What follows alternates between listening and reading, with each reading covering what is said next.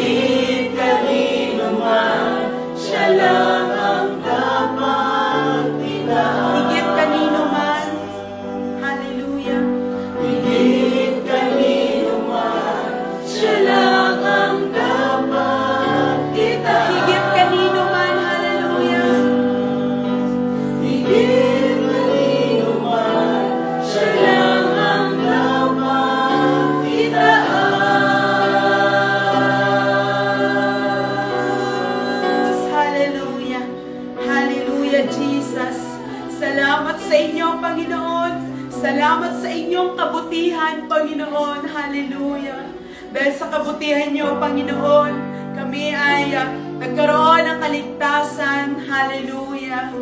Hallelujah, Jesus. Purihin kayo, Panginoon. Hallelujah. Tunay kayong mabuti, tapat sa aming mga buhay mula pa noon hanggang ngayon at magpakailanman. Hallelujah, Jesus.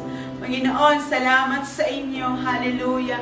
Aming Diyos, aming Ama na mabuti, tapat kailan pa man sa aming mga buhay. Salamat sa inyo, Panginoon, sa panibagong umaga, panibagong pag-asa muli na pinagkaloob niyo sa amin. Salamat sa pag-ibig niyo, Panginoon, na hindi nagbabago. Hallelujah. Lord, minsan pa kami ay lumalapit sa inyo sa umagang ito. Kami ay nagpapakumbaba, nagpapalinis, Panginoon. Lord, gawin niyo nga po kaming maging karapat-dapat sa umaga ito. Makinig na inyong mga salita, Panginoon. Tulungan niyo kami, Panginoon. Hallelujah. Matanggap namin ang inyong salita sa umagang ito, Panginoon. Hallelujah. Lord, ang pagsama ng inyong Santong Espiritu ay inaasahan namin, Panginoon, dahil apart from you, Lord, wala kaming magagawa, Panginoon. Sa maghayag ng inyong mga salita, Lord, kayo yung magbigay ng karunungan, kaalaman na nagmumula sa inyo, Panginoon, sa umagang ito. Saan man makarating, Panginoon, ang morning devotion ito, Panginoon, Lord, magdingning kayo, Panginoon, ng mga salita niyo, Panginoon. Hallelujah. Hallelujah. Makapagbago ng buhay, Panginoon. Hallelujah. Salamat sa inyo, Panginoon. Hallelujah. Katagumpayan na inakin namin sa umagang ito. Purihin kayo, Panginoon. Sa inyo namin ipinagkatiwala ang lahat. Purihin kayo, dakilain kayo sa tanging pangalan ni Jesus na aming tagapagligtas. Amen. At sige po, binibigay ko na po sa ating tagapagsalita sa umagang ito, sa ating kapatid, Sister Professor Del Rosario.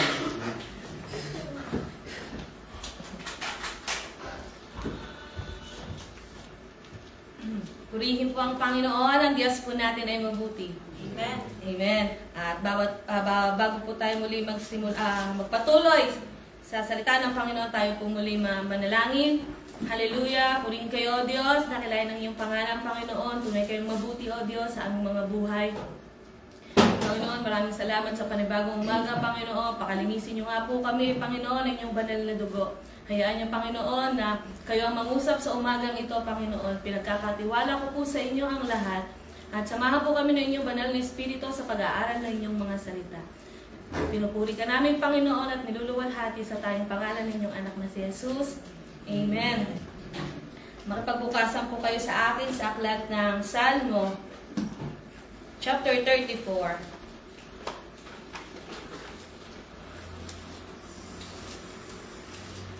Aklat ng Salmo chapter 34 verses 1 to 22. Pero ang pinaka-main verse po natin ay ang verse 22 po. Sabay-sabay po nating basahin na may pagkaunawa. Ngunit ililigtas ng Panginoon ang kanyang mga lingkod at hindi parurusahan ng isa man sa mga naghahanap ng kaligtasan sa Kanya. Amen po. Tunay po na napakabuti ng ating Panginoon. Sa chapter po na ito ay ibinubulay po dito ang kabutihan ng ating Panginoon.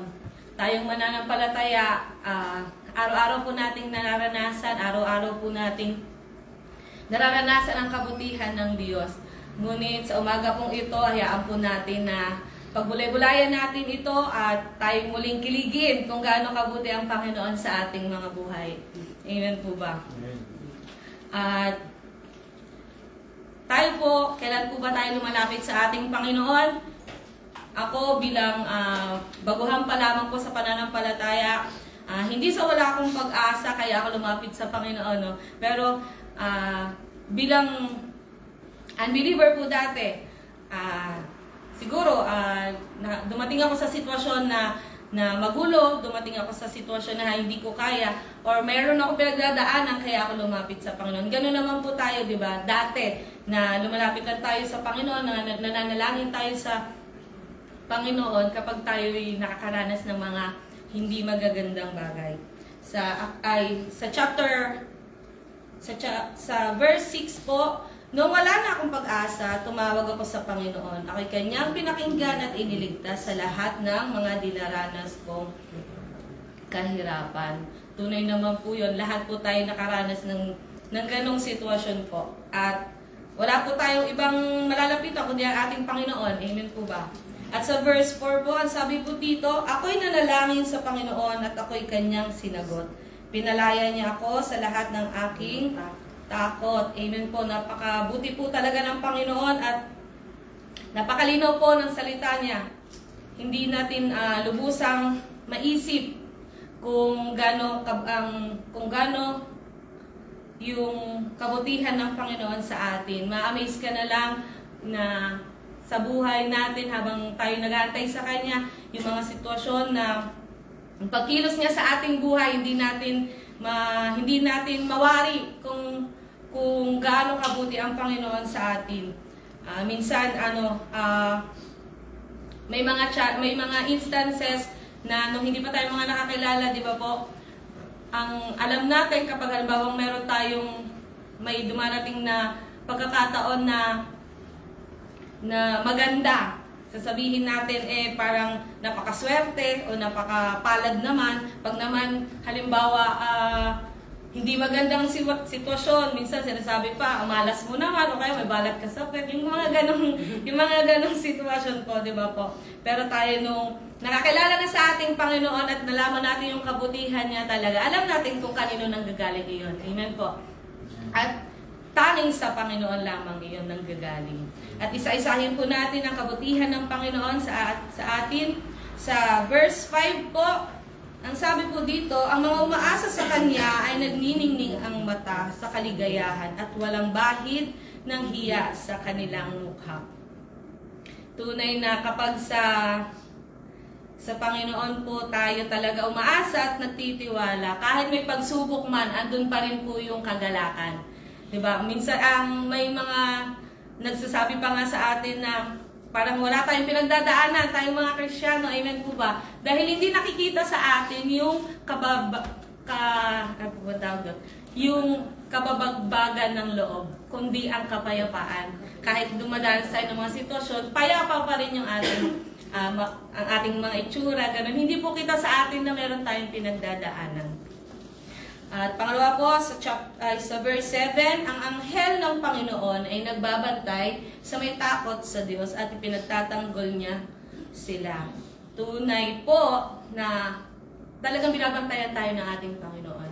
At sa anumang sitwasyon, hindi na natin kailangan ipagtanggol ang ating sarili dahil andyan ang Panginoon para tayo ipagtanggol. At sa verse 9 po, pangatlo, kayong mga hinirang ng Panginoon, matakot kayo sa Kanya, dahil ang may takot sa Kanya ay hindi kukulangin sa lahat ng pangangailangan. Tunay po yun, na hindi tayo pagkukulangin ng Panginoon. Sagana pa nga po, di ba, minsan umaapaw pa. Amen po ba? Amen. Dito nga po sa Door of Faith, after po ng mga service, sinasabi nila, door of food na po pagkatapos. Kasi talagang sagana po sa pagkain. Hindi lang yung spiritual na ang nabubusog sa atin, kundi pati ang physical na pangangatawan po. At sa verse 12,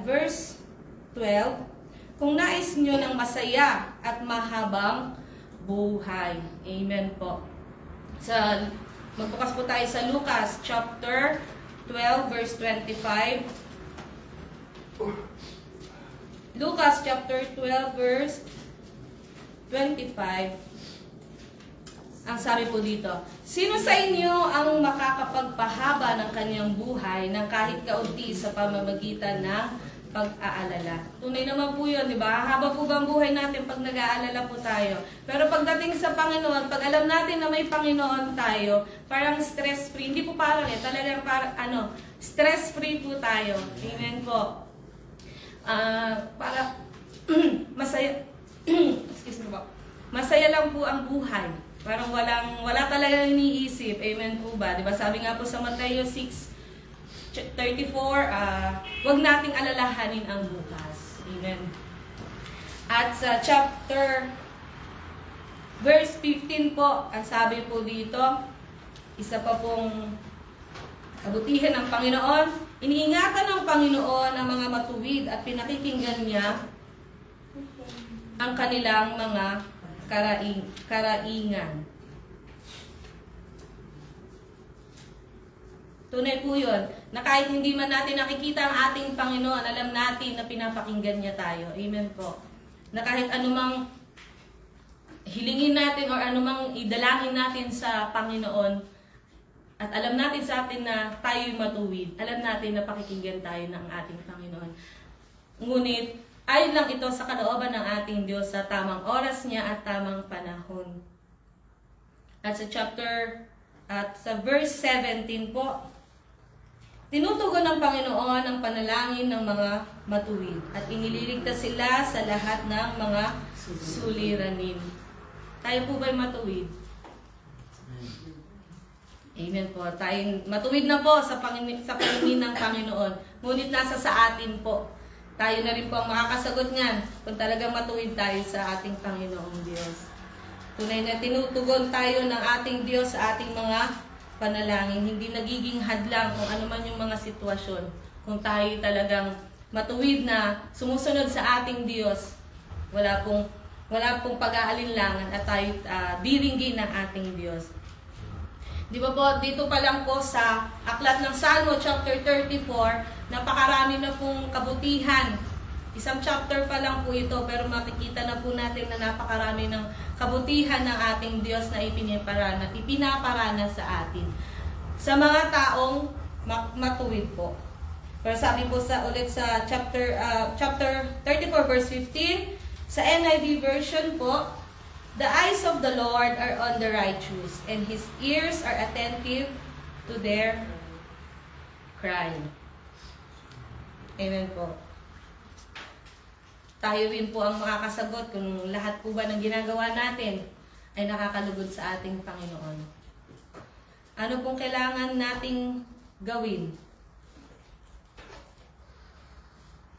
para talagang alam natin na ang ginagawa natin na paglilingkod ay nakalain pa sa ating Panginoon. Ang sabi po sa verse 9, kayong mga hinirang ng Panginoon, matakot kayo sa Kanya, dahil ang may takot sa Kanya ay hindi kukulangin sa lahat ng pangangailangan. Sa aklat po ng Deuteronomy chapter 10,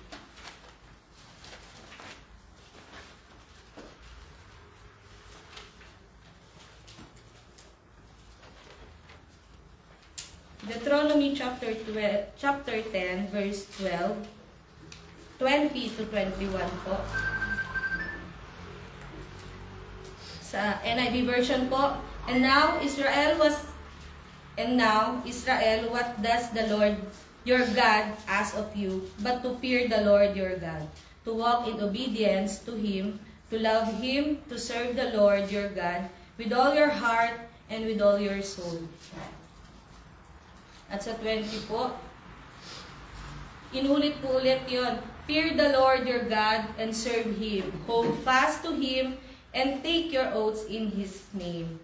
He is the one you praise. He is your God, who perform for you those great and awesome wonders you saw with your own eyes. Di ba po? Ano ang gusto ng Panginoon sa atin? Magkaroon tayo ng banal na pagkatakot sa Panginoon. At sa aklat po ng Kawikaan,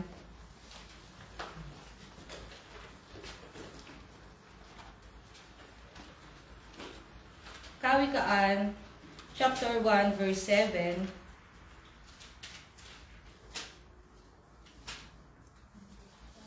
ang pagkatakot sa Panginoon na may paggalang ang simula ng karunungan. Ngunit sa hangal, walang halaga ang karunungan at ayaw niyang maturuan upang maituwid ang kanyang pag-uugali. Nagsisimula ang pagkatakot sa Panginoon na may paggalang ang simula ng karunungan. Hindi natin mauunawaan. Kailangan natin palang maunawaan kung sino talaga ang Panginoon. Kung ano talaga siya sa buhay natin. Para magkaroon tayo ng karunungan at ang karunungan na yun ay magdadala sa atin para magkaroon tayo ng banal na pagkatakot sa ating Diyos. At magbalik po tayo sa ating teksto. Sa pangalawa po, paano po ang kailangan po natin gawin? Sa verse 13 po, Iwasan ninyo ang masamang pananalita at pagsisinungaling. Wala na tayong mga Kristiyano, wala na po sa atin yan, amen po. Pero minsan nakakagawa man po tayo ng ganyan, masasamang pananalita or pagsisinungaling, ngunit nakukonvict na po tayo, amen po ba? At tayo humihingi na ng kapatawaran sa ating Panginoon. At ang pangatlo po sa verse 14, lumayo kayo sa masama at gawin ninyo ang mabuti. Pagsikapan ninyong kamtin ang kapayapaan. Pero huwag naman po tayong kailangan pa rin po natin na huwag po tayo maging self-righteous na ang sabi po dito gawin natin, lumayo kayo sa masama at gawin ninyo ang mabuti. Pagsikapin yung kamtin ang kapayapaan. Minsan, payapa nga po tayo pero hindi natin alam yung nasa paligid po pala natin ay hindi payapa sa atin. Akala lang natin gumagawa na tayo ng kabutihan para sa Panginoon pero hindi natin kino-consider yung nakapalibot sa atin. Kumbaga nagiging insensitive na tayo. Pero sa sarili natin, alam natin na gumagawa tayo ng mabuti. Kaya lagi po tayong, laging may pagkakataon na palagi po tayong magpasiyasat ng ating mga puso, ng ating mga isip sa ating Diyos. At kung mayroon tayong takot sa Panginoon, magagawa po natin itong tatlong to Kumbaga magiging madali na lang po ito. Wala nang magiging, kumbaga talagang may iwasan po natin na magkaroon na gumawa pa ng kasalanan. At lagi tayong magpagabay sa ating Panginoon, lagi tayong manalangin na talagang tulungan tayo ng banal na Espiritu na talagang umiwas na tayo sa mga hindi magaganda at hindi nakakalugod sa ating Panginoon. Sabi nga sa verse 11, lumapit kayo, kayong gustong matuto sa akin, pakinggan ninyo ako at tuturuan ko kayo ng pagkatakot sa Panginoon. Yun po, lagi nga po tayong lumapit sa ating Panginoon para malaman po natin talaga kung talagang naka-align pa yung mga ginagawa natin na ayon pa sa kalooban ng Panginoon. Sa Salmo chapter 139,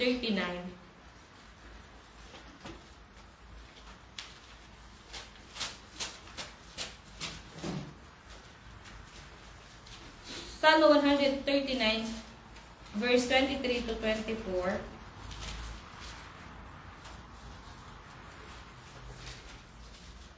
O Diyos, siyasatin niyo ako upang malaman niyo ang nasa puso ko. Subukin ninyo ako at alamin ang aking mga iniisip. Tignan niyo kung ako ay may masasamang pag-ugali at patnubayan niyo ako sa daang dapat kong tahakin magpakailanman. Amen. Napakalinaw po talaga na ang pagpapasiyasat sa Panginoon ay talagang malalaman natin kung naka-align pa talaga yung ginagawa natin. Kung talaga lagi nating sabihin sa ating panalangin na talagang kalooban ng Panginoon yung mangyari sa ating buhay. At balik po tayo ulit sa ating teksto sa verse 15. Iniingatan ng Panginoon ang mga matuwid at pinakikinggan niya ang kanilang mga karaingan. Tayong mga anak ng Diyos, kumbaga tayo yung center of attraction. Pero pwede nating madaya yung mga nakapaligid sa atin. Pwede nating yung mga kapastoran natin, yung mga kapatiran natin, pwede nating kumbaga magpakita ng mga kabutihan, yung ganyan. Pero sa puso natin, hindi naman talaga yun yung natin, hindi naman talaga yun yung gusto. Kumbaga, sa gawa nakikita pero sa puso natin, labag pala sa kalooban natin yung mga ganun. Gumagawa pa rin tayo ng mga hindi nakakalugod sa Panginoon. Pero alam natin na tanging ang Panginoon ang nakakaalam. Amen po. Na kahit anumang ang pagpapanggap na gawin natin sa harap ng tao, sa harap ng mga nakakasalamuhan natin. Ang Panginoon lamang ang nakakaalam. Wala tayong maitatago sa Kanya. Hindi dahil sa nagsisimba lang tayo, hindi dahil sa nagbabasa tayo ng Bible, ngunit magkaroon talaga tayo ng intimate relationship sa Panginoon. Hindi sa tao, hindi sa simbahan, hindi sa ministry na hinahawakan natin, pero sa Panginoon lang natin. Amen po ba? At sabi nga po sa Hebreo chapter 9,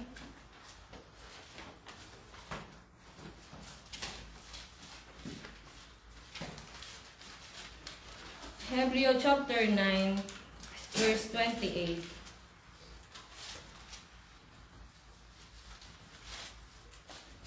Ang sabi po dito, ganoon din naman, minsan lang namatay si Kristo nang inihandog niya ang kanyang sarili para alisin ang kasalanan ng mga tao. At muli siyang babalik dito sa mundo, hindi na para akuing muli ang kasalanan ng mga tao, kundi para iligtas ang mga taong naghihintay sa Kanya.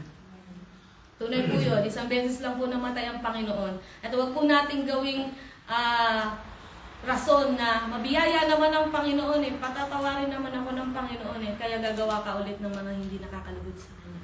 Minsan, nasasabi po sa aklat ng Panginoon na minsan lang namatay at iniligtas tayo sa kasalanan ng Panginoon. Hindi na muli itong mamamatay.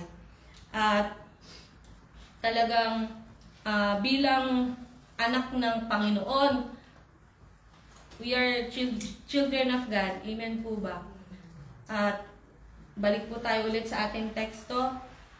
Salmo chapter 34 verse 19. Marami ang paghihirap ng mga matuwid, ngunit inililigtas sila ng Panginoon sa lahat ng ito. Sila iniingatan ng Panginoon at kahit isang buto nila ay hindi mababalik. At sa chapter 22 po, at sa verse 22 po, ngunit ililigtas ng Panginoon ang kanyang mga lingkod at hindi parurusahan ang isa man sa mga naghahanap ng kaligtasan sa Kanya. Tunay po yun, di ba po? Amen po. Masumpungan po talaga tayo ng Panginoon na talagang may totoong paglilingkod sa ating Diyos, na may totoong pananampalataya sa ating Panginoon. At talagang ilagak natin ang pagtitiwala natin sa Kanya. Dahil wala pong kaluguhan ang paglilingkod natin sa Panginoon. Dahil alam natin bilang mananampalataya na talagang may gantimpala tayo sa pagbabalik niya. Amen po ba? Amen. At in return to the goodness of God, ang sabi po sa verse 1, at last verses ko na po ito, pupurihin ko ang Panginoon sa lahat ng oras. Ang aking bibig ay hindi titigil sa pagpupuri sa Kanya. Ipagmamalaki ko ang gawa ng Panginoon, maririnig ito ng mga api at sila'y magagalak. Halikayo, ipahayag natin ang kadakilaan ng Panginoon at itaas natin ang Kanyang pangalan. Amen. Hallelujah. Purihin po ang Panginoon. Tunay po na ibalik natin kung ano man yung kabutihan ng Panginoon sa ating buhay. Hindi man natin matumbasan kung ano, hindi talaga natin matutumbasan kung ano yung kabutihan na ginawa sa atin ng Diyos. Pero sabi po dito, di ba? Pupurihin ko ang Panginoon sa lahat ng oras. Ang aking bibig ay hindi titigil sa pagpupuri sa Kanya. Amen po ba? Yung talaga yung dapat gawin ng isang tunay na mananampalataya yung talagang magkaroon ng tunay na pagpupuri at tunay na pagsamba sa ating Diyos na buhay. Amen po ba? At yun lamang po ang salita ng Panginoon sa umagang ito. Tayo po muli manalangin bilang pangwakas. Hallelujah! Purihin kayo, O Diyos. Tunay kayong mabuti, Panginoon, sa aming mga buhay. Tunay kayong karapat-dapat na papurihan at sambahin. Hallelujah! Hallelujah! Hindi namin mawari, Panginoon, yung ginagawa niyo sa aming buhay na kabutihan, O Diyos. Ngunit kami patuloy na nagpapasiyasat ng aming mga puso at lamnan niyo nga po ito, Panginoon, ang tunay na pagsamba, tunay na pagpupuri at pusong dalisay, Panginoon, na handang ialay namin sa inyo, O Diyos. Maraming salamat, Panginoon, sa araw na ito at sa mensahe niyo, O Diyos. Magmutawi ito, Panginoon, sa lahat ng nakarinig, nakabasa na inyong salita ito sa FB Live, O Diyos. Kayo po ang mangusap sa bawat isa, O Diyos. At mag-manifest ito, Panginoon, sa aming buhay. Maramdaman namin, Panginoon, kung gaano kayo talaga kabuti sa aming buhay, Panginoon. Hallelujah. Pinagkakatiwala po namin sa inyo ang lahat, O Diyos. Kayo po ang mangusap, kayo po ang gumabay sa amin, O Diyos, sa paglilingkod namin, Panginoon, sa inyo. Hallelujah. Marapat lang naman namin, Panginoon, maibalik sa inyo ang pinakamataas na papuri, pagdakila, pagluwalhati, na may pananampalataya at pasasalamat sa tanging pangalan ng inyong anak na si Jesus. Amen. Sa Diyos lahat po ng papuri.